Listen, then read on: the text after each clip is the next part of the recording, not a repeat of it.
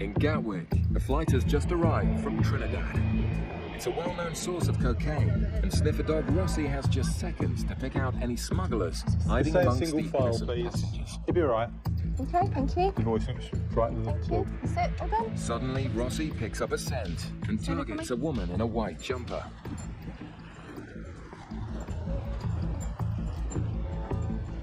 Just stand still for me.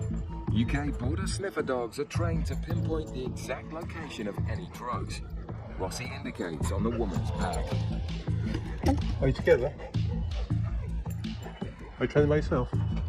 The passenger seems nervous, but after the initially strong indication, Rossi loses interest. Where?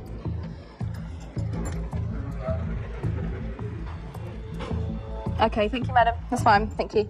He basically pulled to get to her, or get to her scent, so I dropped the lead, and he was all around her rucksack, and he dropped the floor, so he tried to get it underneath it. Back down into the channels anyway, just in case your guys have picked anything up down there. Yeah, I might see what's in the bag anyway. Meanwhile, Gatwick's newest drug dog, Barney, is examining the baggage from the same flight. Barney gives his strongest indication yet on this black and white spotted suitcase.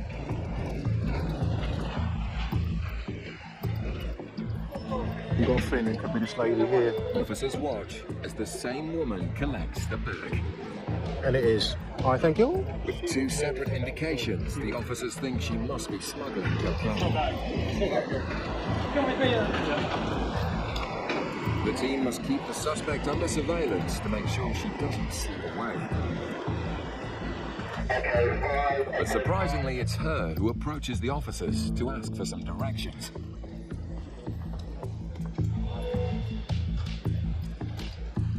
Fitz intercepts the passenger. Hi, where are you travelling from today? Yeah, from Trinidad. Trinidad. You travel on your own? Yeah. Okay, just have a quick word if that's all right. Hello. But now the suspect seems more relaxed, even as Barney gives another unmistakable indication.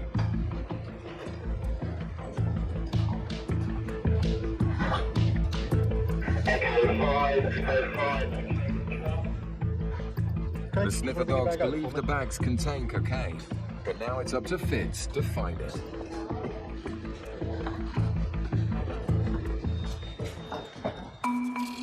In Manchester, UK border officers are on the lookout for people bringing in more than 200 cigarettes on a flight from Gran Canaria. They spot 2 bags full of cigarettes. Kevin puts them back on the carousel, giving the passengers the opportunity to declare the excess, using the phone provided in the customs red channel.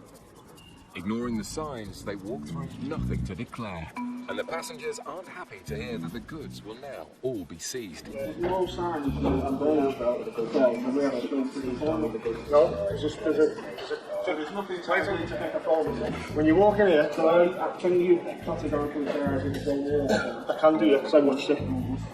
I went round the back of the belt, I x-rayed the flight. I seen you pick up your bags off the belt. I watched you walk towards the green channel. You never went anywhere near the goods to the green channel. You walked straight to the green channel saying you had enough. Okay? It's going to be no tax. It's going to be seized only today. The red phones have been there for years, but the man still hoping to bend the rules. There you go. What's the crack? As the officers already said, there's signs out there. No, there's nothing that says we have to pick a phone up, though, is there? There's nothing we can do. If you had declared them at the red point, you could have paid the dues. Of course it's something you can do. It's not. No, I've never brought anything back in. Now other passengers decide to get involved. No reason. You'd love to. You're not talking to you, Rick. Talking to you. Right, I'll just show you the red point where the gentleman that's just been very abusive to us about not having the opportunity to declare the cigarettes. This is where he should have come. Bringing in excess goods, you should declare them at the red point. The gentleman's argument was there is no staff behind the red point. We tried to explain that there's a red phone there for him to use, and he said, well, he shouldn't have to do that. There's no signs telling you to do that. And there quite clearly is. It says there, goods to declare, you will speak to an officer or make your declaration using the red telephone. So, he's not got a leg to stand on, I'm afraid.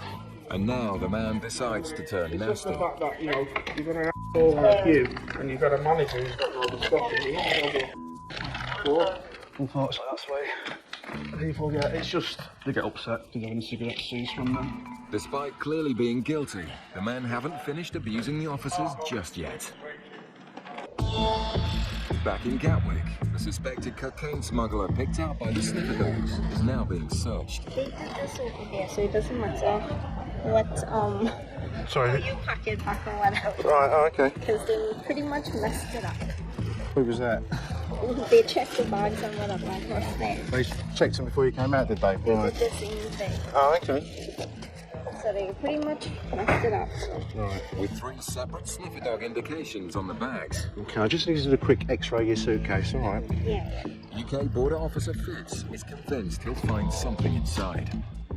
Alright, doesn't seem to give us that much information about it, so probably have to do a further examination.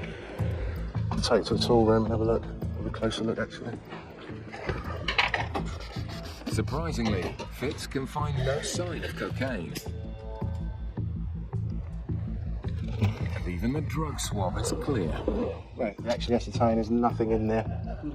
No, which is a bit of a shame, really. Because it was a good indication by the dogs, I must admit. It's disappointing, but with such strong suspicions, Fitz isn't willing to give up the search just yet. That's the thing that you put into the television. Right. It's a games console dance mat, but something doesn't add up. Have you got a PlayStation? No. So why do you have one of these anyway? Yeah. Right, round 2. I mean, it is heavy as hell. Fitz then spots the clue he's been after. The actual casing looks like it's already been removed. That was before.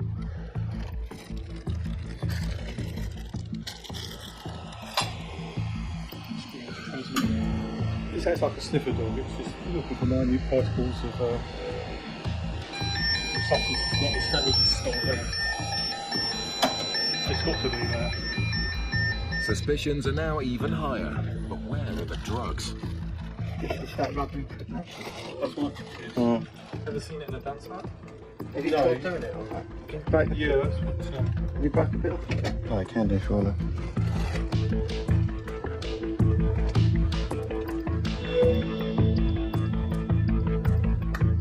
The material's gone blue. I can't say it's a positive now. Amazingly, the rubber inside the dance mat Okay, is so full at this of present cocaine. time, the time is 10 past 10. I'm arresting you on suspicion of being involved in importation of a controlled drug. It just goes to show You do not have to say anything, smugglers but it using may ever be more defence decent to methods. mention my question, Officers can something say which you may nothing not but regard in granted. court. Anything you do say may be given evidence, do you understand? Okay. The officer's persistence has paid off, and yet another smuggler has been caught red-handed. North. The drugs were ingeniously hidden, and one member of the team deserves a special reward. Knock yourself out, you little star. Well, he's just had his second job in 3 days to cocaine detections, which is unprecedented for such a new dog. He's only been in the job for 6 months. It's brilliant. But in the meantime, he's going to get this as a treat because it's just an unbelievable job for such a young dog. And while Barney enjoyed his bone, the woman won't be enjoying her freedom. She pleaded guilty and could be facing around 10 years in prison. Back in Manchester, the angry passengers want to appeal against the decision to seize their cigarettes. But they're now refusing to sign the paperwork. I had 606 or something. After 2 hours, the men are starting to test the officer's patience. That is my argument. Right. Whether it goes to appeal or not, he won't get his cigarettes back. Okay. You won't get your cigarettes back. Okay. Because you've entered the goods nothing to declare channel, stating that you've got nothing to declare. And I followed you straight to the green channel. That's just it. Can't be it is, just job work. Well, I'm supposed to say that we've got more pressing things to do than stand here arguing with it. I couldn't agree with you more. So if you don't want to say Already tense exchange is about to escalate. Again, you need to just learn that. Learn what? Man, why are you talking like that? Don't talk to me like I'm a piece of lad. Yeah, hold on, you're the one who's talking to us like a piece of Laughing for no reason. Don't try to tell me what to do. He's having a conversation. You have less of that now, otherwise I'll arrest you. Right, let's just pack it in now. And they were getting quite abusive, and it was getting to the stage where we thought they might be having to arrest them for obstruction or even assault, but it was getting close to them. It looked like they were going to lash out. I've made our way out. I've tried to be... Luckily, we talked them round and they've left in the end, but I'm not very happy. We've had cigarettes seized. Straight down there and then round to your left. The illegal cigarettes will now be destroyed. Coming up, officers stop a suspected terrorist. All his answers are sort of wavering. He's saying one thing, but he's not really backing it up. So he's not telling us the truth about something. Coming up, Cash Dog Miller sniffs out some lies. There's wages or... So have you been working in England then? I thought you came here on holiday.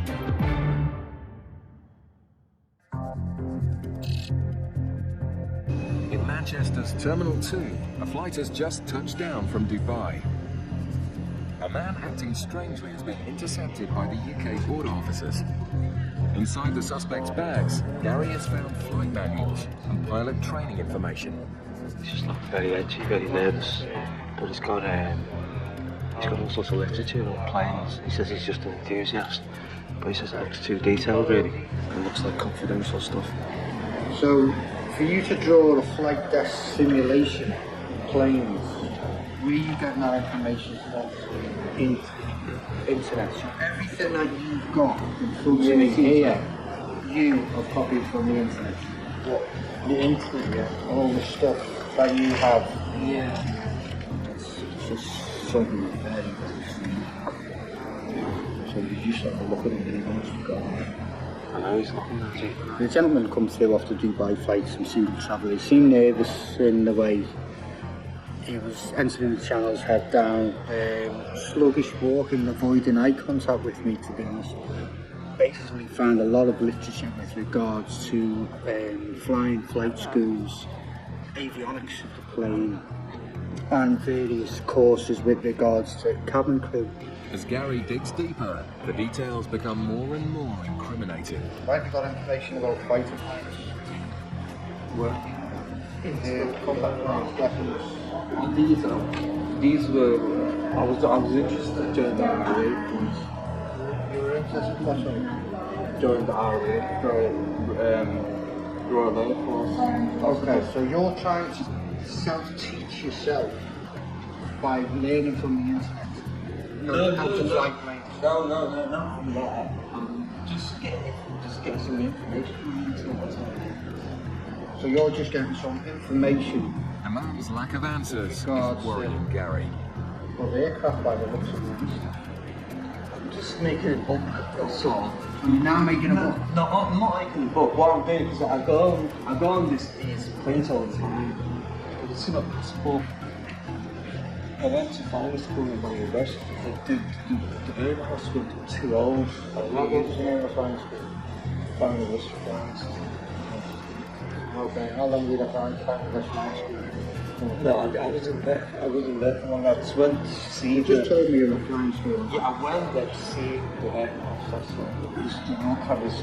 So you weren't taught anything in lessons at all? No, I've not took any like trial lessons or anything. Well, I'm not doing anything wrong. I'm not. Okay, like I asked you before, are you just like sort of learning to be a pilot from information you were downloading from the internet? No. I mean, so where's all this information? I've made them. I've collected. No one helped me. That's all I can say. Well, I mean, I'm no sort of aircraft specialist, but some of this seems quite sensitive. In the office, just got in the wrong hands, it could be quite. Gary finds a hard drive with more aircraft Just data. aircrafts. That you've downloaded off The internet. When did you last go to Bangladesh before this trip? The man's odd behaviour and contradictions are increasingly alarming. Yeah, I don't remember. You said you travel all the time. Yeah, I do, but it's the passport thing. I remember where. I think you're not making sense. The man's answers are becoming more I've worked vague. in the His paper stories sound 5 years stranger now. all the time. When I was young, I went to college, school, I had friends. I've lost everything. I've lost my friends, mates, everyone's gone. He doesn't seem to be able to back anything up that he's talking about. All his answers are sort of wavering. He's saying one thing, but he's not really backing it up and backtracking on things. So he's not telling us the truth about something.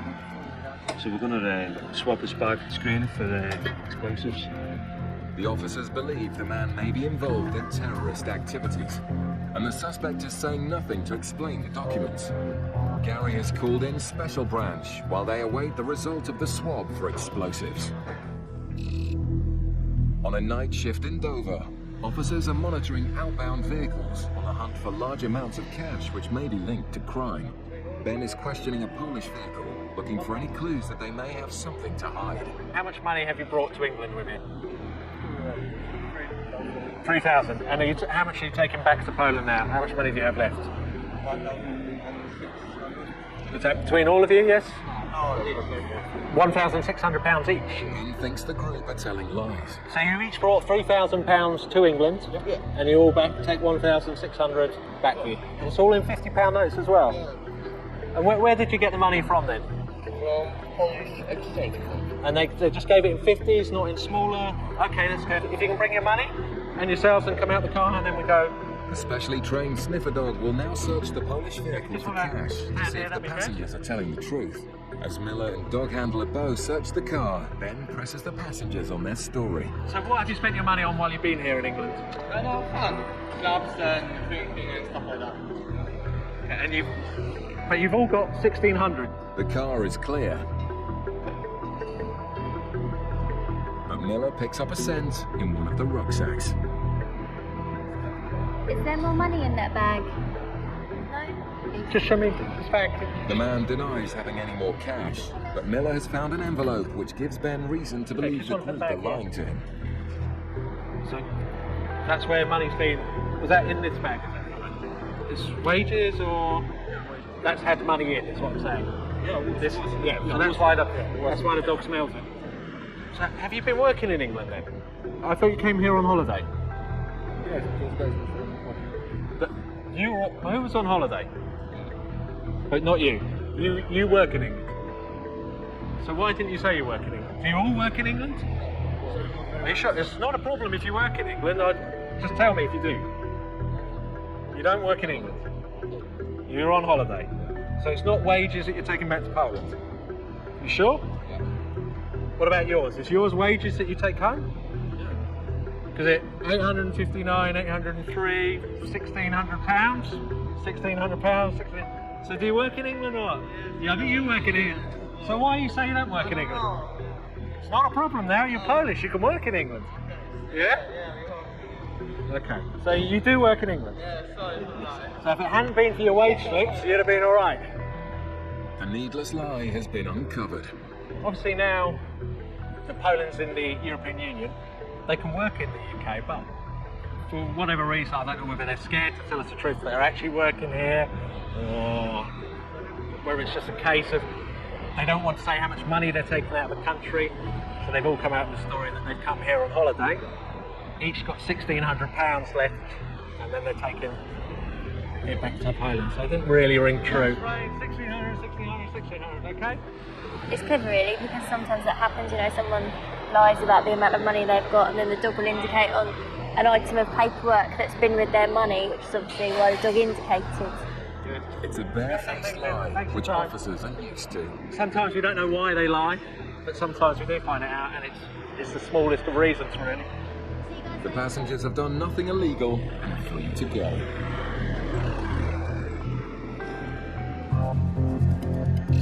In Manchester, the officers are dealing with something potentially far more serious. They've stopped a passenger with a bag full of sensitive aircraft data. The explosive swab found no trace, but now they found evidence of multiple foreign trips paid for by someone else. Basically, we found a lot of information about all aircraft flight simulators, different magazines, different information, fuel from aircraft. What planes are these? The small planes, the commercial aircraft? No. The flying planes, aircraft, the real one. Big one. Yeah. Gary calls in Special Branch to tell them about the suspect's strange story.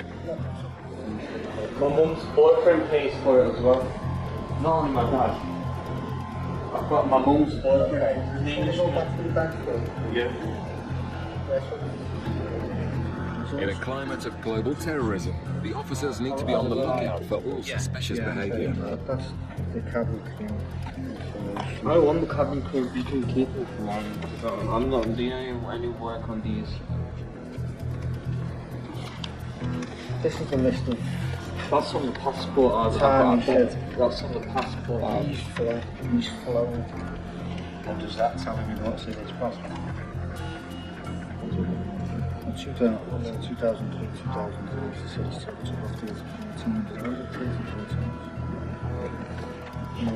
Gary and the UK border officers have taken the questioning as far as they can. They now hand the suspect over to Special Branch for further investigation. You know, you want to get in your bags and just come and have a word with us? Cheers, mate. I mean, nothing secret. I won't keep a secret. Okay, no problem. Yeah, no worries. For Gary and the team, the strange encounter comes to an end. I can't understand why he's doing all these trips. He just could be in his own little place. He might be doing it. The man is led away for questioning, while the border officers wait to find out the cause of the man's strange behaviour.